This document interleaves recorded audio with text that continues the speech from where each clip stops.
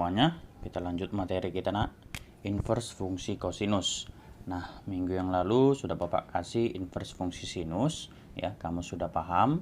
Sekarang untuk fungsi inverse kosinus ya. Nah, untuk dari kosinus itu kalau kelas 10 Y sama dengan kosinus X ya. Dimana kelas 10 kamu pelajari X-nya di kuadran 1 sampai di kuadran 4. Nah, ketika di kuadran 1 sampai di kuadran 4, yang bernilai positif kosinus itu adalah di kuadran 1 dan di kuadran 4. Sedangkan di kuadran kedua dan di kuadran ketiga itu bernilai negatif. Jadi nak, di sini domainnya ya, domain itu si X itu dibatasi menjadi 0 ya sampai ke V atau 180 derajat. Kenapa bisa begitu, Pak? Nah, kita lihat.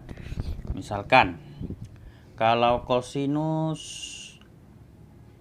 300. Kosinus 300 berapa itu? Iya, kosinus 300 itu setengah. Ya, positif karena dia di kuadran 4. Sama hasilnya dengan kosinus 60. Sama-sama setengah. Maka dia bisa dari kuadran 4 300 derajat itu sama dengan 60 derajat. Nah, di sini dia nak. Begitu juga dengan di kuadran kedua dan di kuadran ketiga ya. Kosinus 240 itu adalah min setengah. Sama itu dengan kosinus 120 di kuadran kedua. Nah, berarti 240 itu sama dengan 120. Maka X-nya dibatasi dari 0 sampai V. Itulah dia domainnya. Sedangkan range-nya ya sama saja, range-nya nilai Y itu berada di antara minus 1 sampai 1. Karena berapapun sudutnya yang kamu masukkan nak, nilai Y itu tidak akan lebih besar dari 1. Ya. Pasti dia yang terbesar itu 1. Nah, jadi inverse fungsi kosinus itu adalah Y sama dengan cos pangkat min 1X. Membacanya nak, inverse kosinus X. Ya, jangan ada lagi Bapak dengar cos pangkat min 1X atau cos inverse X. Nah, inverse kosinus X gitu ya. Atau bisa juga Y sama dengan arcus kosinus X. Nah, jadi ini kebalikan ya. Inverse dengan dirinya sendiri itu kebalikan. Jadi contohnya Bapak kasih kosinus 60 tadi itu setengah. Berarti kalau Bapak tanya cos inverse setengah. Nah, berarti kosinus berapa yang nilainya setengah? Kosinus berapa? Iya, 60 derajat. Nah, itunya dibalikkan ini. Jadi cos 60 setengah, maka inverse kosinus setengah itu 60 derajat. Bisa ya? Oke. Berarti Bapak kasih lagi contoh yang kedua. Misalkanlah dia kosinus 120 itu sama dengan min setengah. Berarti kalau Bapak tanya inverse kosinus minus setengah itu sama dengan 120 derajat. Nah, 120 derajat itu apakah masih berada di antara 0 sampai V? Iya, masih berada di antara 0 sampai V ya. Oke. Nah, itu dia. Berarti di sini cos sama dengan si sinus yang kemarin inverse-nya. Tinggal dibalikkan ya. Maka inverse cosinus X ya, inverse cosinus X adalah nilai-nilai X yang berada dalam interval ya, berada dalam interval tertutup 0 dan V.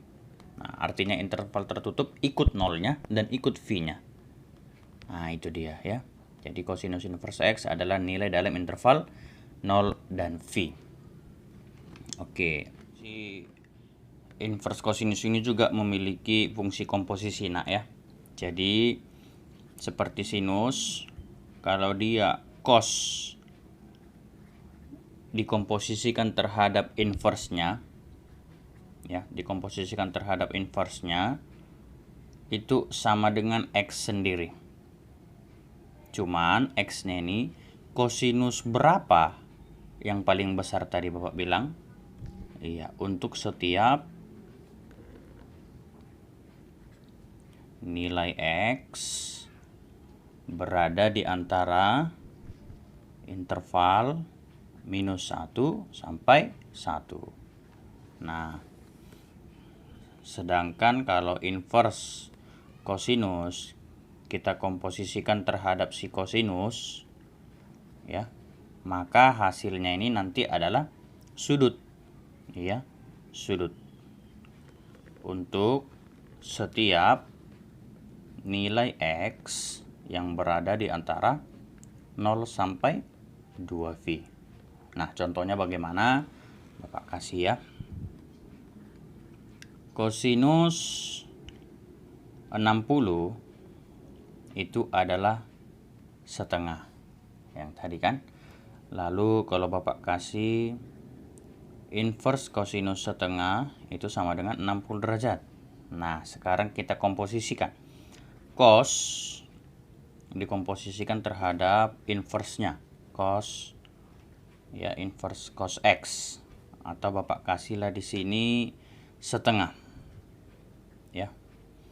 Berarti cos dikomposisikan terhadap inverse kosinus setengah. Nah, sama dengan berapa? Nah, inverse kosinus setengah itu adalah 60 derajat. Berarti sama saja ini pertanyaannya dengan kosinus 60. Kosinus 60 berapa? Iya, setengah. Nah, itu dia. Bisa ya? Nah, kebalikannya.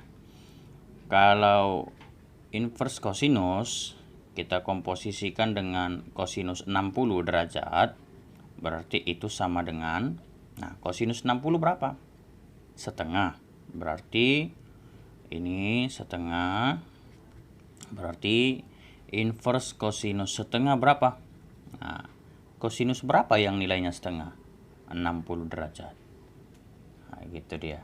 Oke, ini kita mau mengerjakan LKS 3. Ya, Bapak ambil 2 soal, nomor 3 dan nomor 5. Nah, nomor 3 katanya, nilai dari ekspresi inverse kosinus 0 dikurang inverse kosinus setengah ditambah inverse kosinus akar 2/2 dikurang inverse kosinus akar 3/2 adalah, berarti kalau ditanya inverse kosinus berarti jawabannya itu dalam bentuk derajat, ya. Nah, kita kerjakan, Nak. Berarti kosinus berapa yang nilainya 0? Ya, 90 derajat, ya kan? 90 derajat. Dikurang, nah, kosinus berapa yang nilainya setengah? Ya, 60 derajat. Ditambah inverse kosinus akar 2/2. Kosinus berapa yang bernilai akar 2/2? 45. Bagus. Dikurang kosinus berapa, Nak, yang akar 3/2?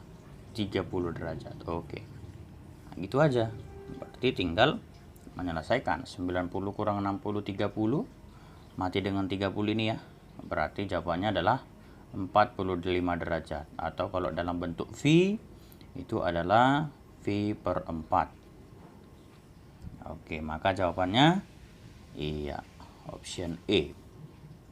Nah, paham ya, Nak, ya? Oke, nomor 5 kita lihat. Tentukanlah nilai dari sinus inverse kosinus 5/13. Nah, di sini dia tidak sudut istimewa. Namun, ini sudah kamu pasti pahami karena sinus kamu sudah paham, Nak, ya. Jadi ini misalkan Bapak buat permisalan, ya. Misalkan cos A itu sama dengan 5/13, berarti inverse kosinus 5/13 itu adalah A derajat, ya kan? Nah, berarti cos inverse 5/13 itu adalah A derajat. Nah, ini, Nak, nilainya A derajat. A derajat. Maka pertanyaannya itu adalah berapa sinus A? Kan tinggal gitu. berapa sinus A derajat. Nah, kalau cosnya sudah dapat, ditanya sinusnya, tinggal kamu masukkan ke segitiga, ya kan? Perlu namanya bantuan segitiga siku-siku. Anggaplah ini A-nya, nak. A derajat. Cos, rumus cos adalah samping per miring. Berarti sampingnya 5, miringnya 13.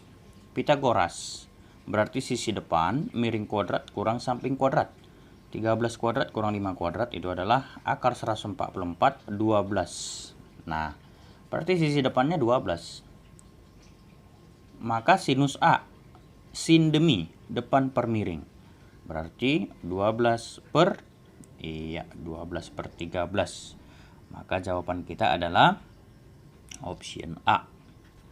Oke. Maka LKS 3 Bapak rasa sudah bisa kamu kerjakan nomor 1 sampai dengan nomor 10 untuk bagian A.